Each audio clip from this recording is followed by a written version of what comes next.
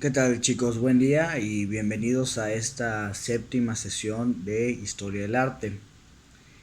El día de, bueno, la sesión pasada, la última sesión, les hablé del Imperio Romano. A lo último les había comentado que qué es lo que había pasado, que no había mucha evidencia, porque en realidad ellos se habían dedicado más a conquistar y pues digamos que sí tenían arte, pero era más una combinación de lo romano y la parte de sus esclavos, que tenían también a esclavos artistas, ¿no?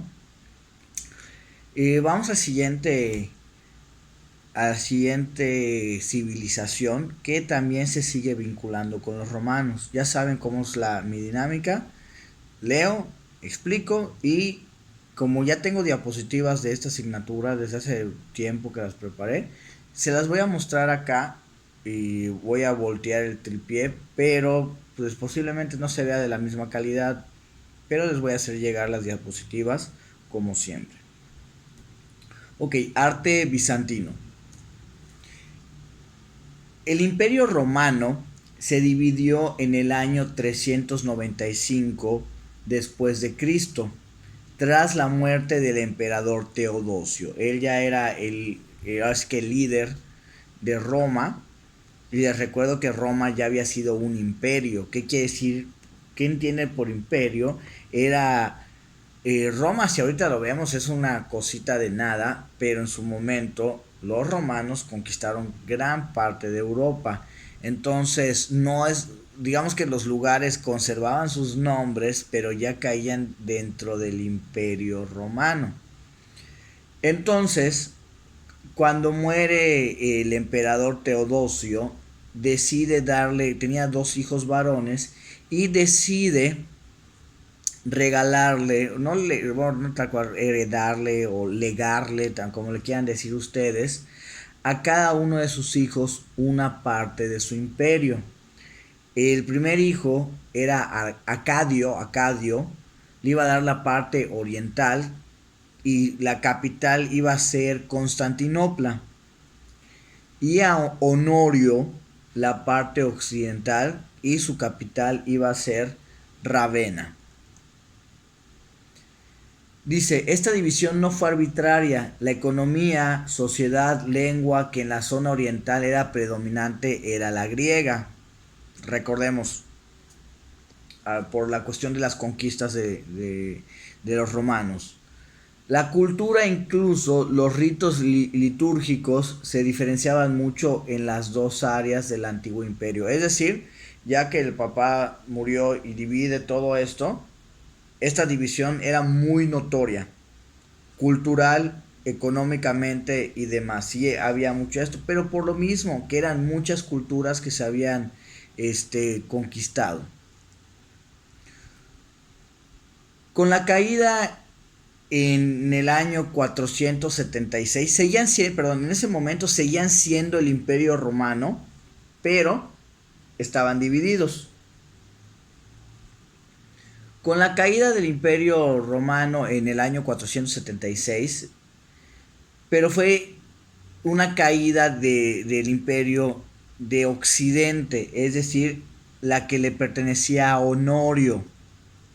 ¿Por qué cayeron los romanos? Muy fácil, si han visto películas como El Gladiador o han visto, no sé, Spartacus, los gladiadores, que eran los que tenían experiencia en las batallas, pero eran esclavos, comienzan una revolución y comienza a expandirse y van liberando a otros esclavos, no necesariamente gladiadores, pero pues van avanzando por esta parte de Occidente, liberando a los esclavos y pues matando a sus antiguos amos, ¿no? O sea, comenzó toda una crisis que tardó muchos años, pero comenzó a extenderse esta cuestión de que se liberaran los esclavos, esta lucha.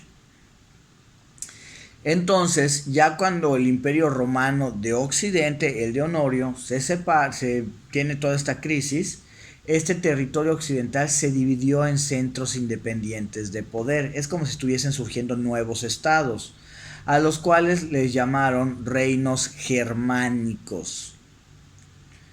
y en consecuencia el Imperio de Oriente se convirtió en el único sucesor legítimo del Imperio Romano y principal potencia del Mediterráneo. Es decir, como el Occidente cayó, de lo que el padre había dejado, ya solo quedaba el de Oriente, el de Acadio. Es decir, que se conservó, no tuvieron tanto el problema de los esclavos, que se liberaron y conservaron su parte política, su parte militar, económica y cultural. Entonces, a este imperio de Oriente, de este imperio romano de Oriente que sobrevivió y no tuvo esta cuestión de los esclavos, ahora ya no se le iba, se dejó de conocer como el Imperio Romano de Oriente y ahora se le comenzó a llamar el Imperio Bizantino.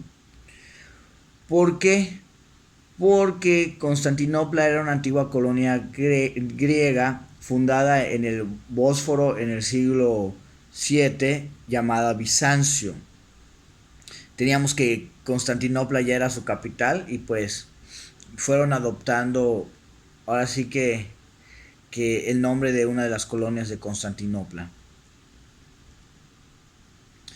Los propios soberanos germánicos del Mediterráneo occidental, es decir, de la parte que cayó, mantenían la convicción de que el emperador de Oriente era la autoridad suprema del poder legítimo. Como ya habían caído por la cuestión de los esclavos, también ellos comenzaron a dar la autoridad a la otra parte de lo que fue el Imperio Romano para no, obviamente, siguiendo con esta lucha en contra de los esclavos.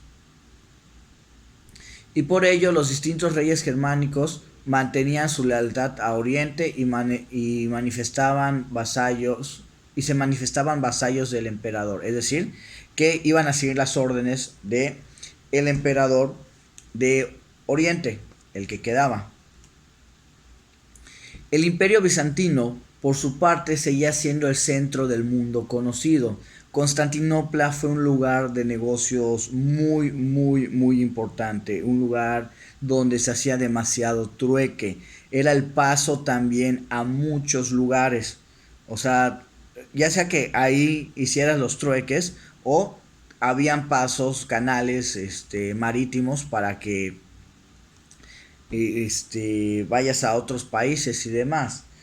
De hecho, muy brevemente, cuando Cristóbal Colón, muchos años después, este, pide presupuesto para su viaje, en realidad había pasado que Constantinopla había sido conquistado por un imperio muy violento y esos canales se cerraron. Uno de los objetivos de Cristóbal Colón era buscar nuevas rutas para llegar a la India sin necesidad de pasar por Constantinopla porque ya era una zona muy hostil. Para eso que, o sea, lo menciono porque era un lugar económico y de comercio muy importante. Pero a pesar de haber superado la avalancha de invasiones bárbaras sin sufrir grandes daños, puesto que la desviaron hacia el occidente, era un imperio bastante desintegrado por la herejía monofisita, monofisita, perdón. Esta desintegración del imperio finalizó en el año 518, cuando Justino, que era el nuevo emperador, accedió al trono imperial, y especialmente con su sucesor, que era su hijo Justiniano, que accede al trono en el 527, momento en el que comienza la época de esplendor político del imperio bizantino. Es decir, tuvieron muchos cambios políticos, muchos cambios sociales, intentos de invasión y demás, pero pues hasta que entra Justiniano es cuando se le da el nombre como, no, perdón, cuando comienza el esplendor, sobre todo el esplendor político y cultural, que es la parte artística del imperio bizantino. Digamos que estaban más en lo económico y más en lo de las invasiones todavía y lo de que había pasado con los esclavos, ¿no? Pero ya en la parte artística es cuando entra Justiniano. Justiniano, motivado por la idea de renovar el antiguo imperio romano, emprende la conquista del Mediterráneo occidental. no se va a alcanzar a ver mucho, voy a voltearlo, pero ya les dije, ustedes van a tener la diapositiva.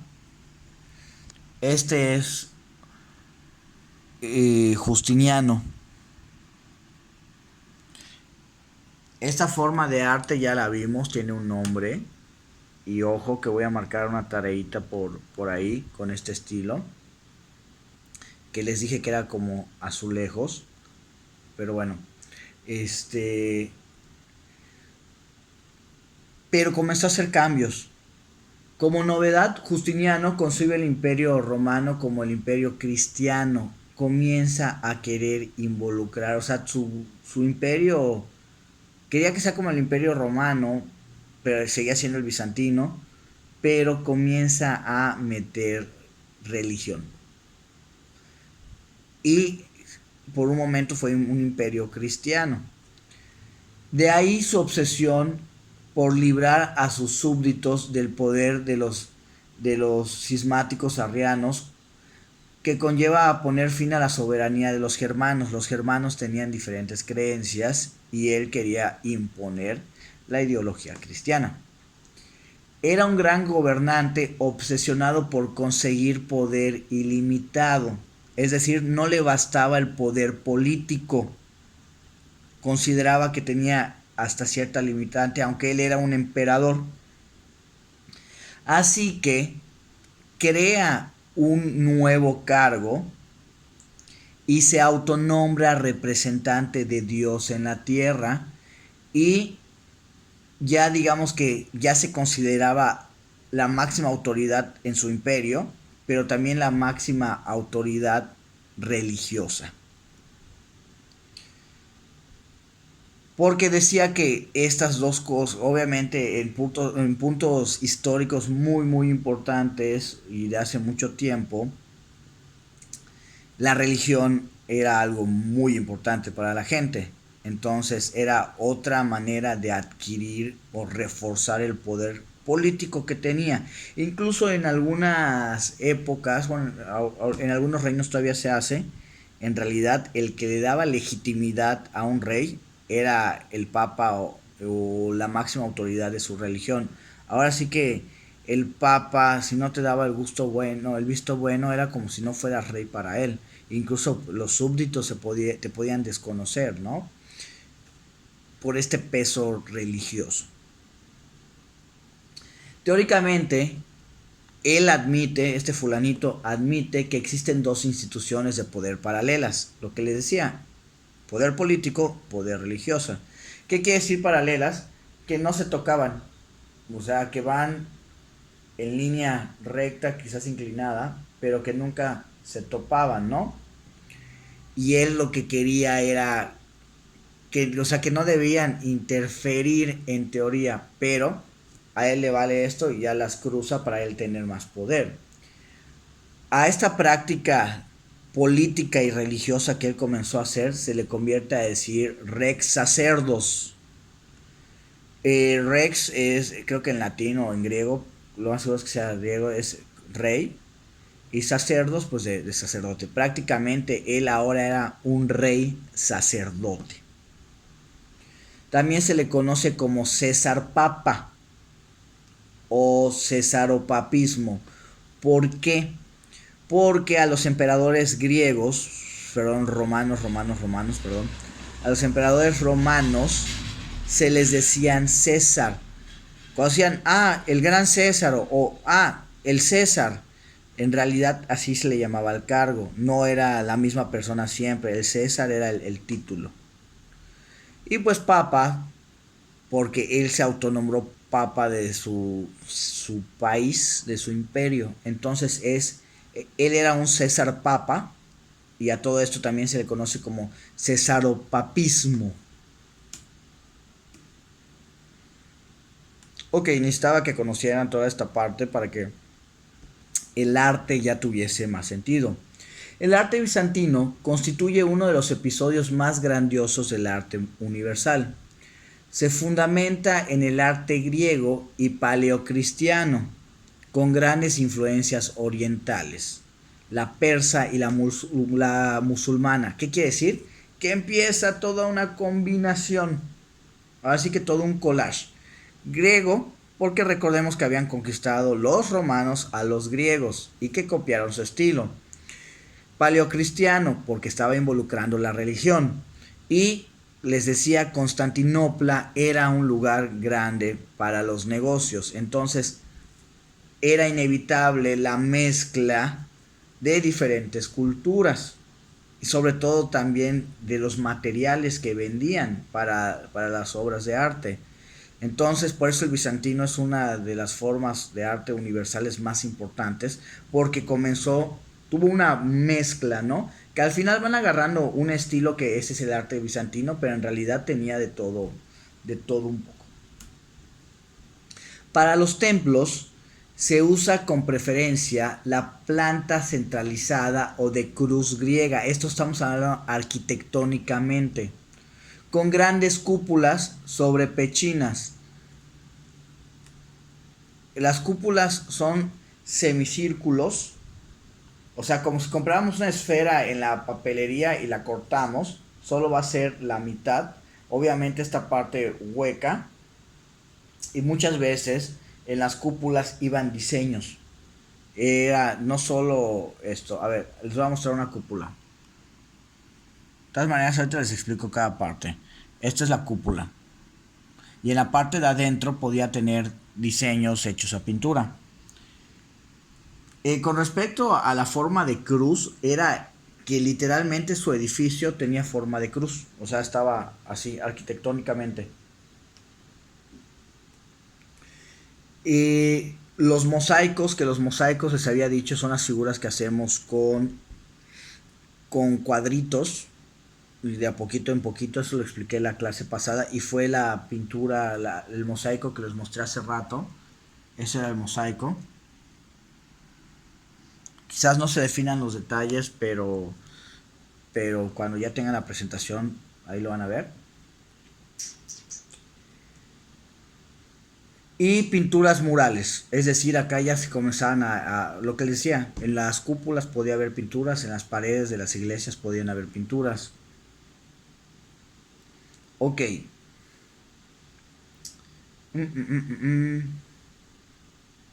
Empiezan a utilizar una gran gama de colores para sus pinturas y para las obras de artes.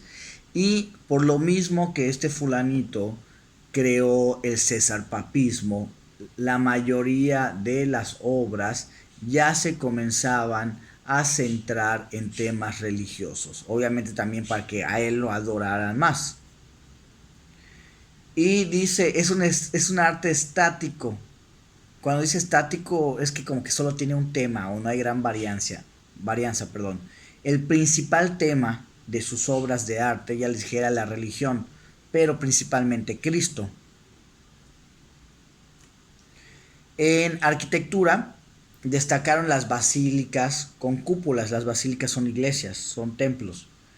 O las iglesias con forma de cruz griega, como les había dicho. O sea, tenían esta forma, estaban arquitectónicamente.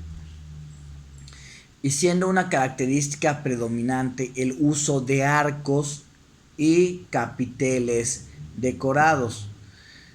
Acá una forma en la arquitectura, algo que muchas religiones, no religiones, culturas destacaban era por los arcos, es decir, lo que vemos entre pilar y pilar. Incluso los pilares también son formas de arte arquitectónica. Y acá también tanto pilares y los arcos eran con diseños hermosos. Acá, como les había dicho, les voy a mostrar los principales elementos. La cúpula central, que es la más grande, la más importante, pero tenemos acá media cúpula, que si digamos que esto es la mitad de una esfera, esto es un cuarto de la esfera. Y acá tenemos una ábside que es aún más chica. Los pilares y todo esto son los arcos. Acá tenemos el atrio, que es como que una especie de balcón.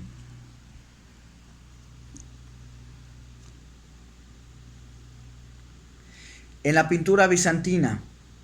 En la pintura bizantina destacan los frescos, que son pinturas en las paredes, principalmente en las iglesias, ya lo había mencionado. Las miniaturas para ilustrar libros e iconos. Ahorita les voy a mostrar una miniatura, pero la miniatura, imagínense que abrimos un libro de cuentos antiguos cuando vemos Shrek, no lo sé. La primera letra va a estar hecha diferente, va a estar hecho con un diseño diferente, incluso con un dibujito. Eso es una miniatura. Creo que por acá tengo un ejemplo. Si no, ahorita la googleamos y les... No tengo en la presentación un ejemplo. Pero, digamos, la L le vas a poner... Es que sí está, pero no está muy bien definido. A tu letra L, aparte de la letra L, la vas a pintar de un diferente color. Y le vas a poner quizás un fondo. Y le vas a poner una serpiente enrollada. Esa es una miniatura. Y normalmente va en la primera letra de tu cuento o de tu libro. Que acá pues ya vimos que la religión era todo para ellos, pues lo hacían esto, ¿no? Pero para ellos también era pintura. Otra cosa, antes, como no había imprenta, los monjes en muchas religiones, ellos escribían a mano la Biblia y se tardaban muchísimo tiempo, pero eran técnicas muy finas y con pinceles muy finos. Entonces también el reescribir una y otra vez la Biblia cuenta como pintura.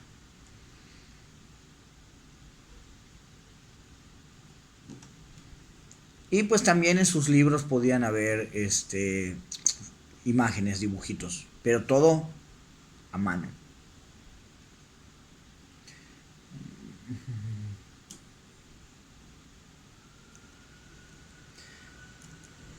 Acá les muestro, les había dicho que los arcos eran algo muy muy importante. Lo voy a mostrar de una manera muy breve porque ustedes tienen la presentación, pero estos son los diseños de los arcos y también hay de pilares. O sea, por acá pasa la gente, pero eran decorativos. Es una forma de arte arquitectónica. Les digo, ustedes lo verán en la presentación cuando la abran.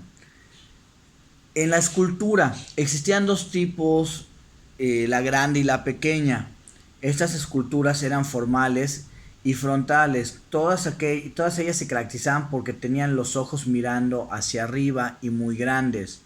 Todas las esculturas son de piedra o de mármol y los pequeños relieves eran creados con marfil. También podía pasar lo siguiente, principalmente los encontrábamos en las iglesias. Los mosaicos, que ya habíamos hablado de los mosaicos, principalmente eran temas religiosos y los rostros de los emperadores. Los arcos que ya les dije, las columnas también. Las columnas tenían un gran detallado. Acá quizás no se alcance a ver, pero todo esto son detalles. Y este es solo uno, también tenían muchísimos estilos, muchos diseños. Y por último, tenemos que comenzó un movimiento que se llamaba iconoclastas. Este movimiento surge en Bizancio en el siglo VIII.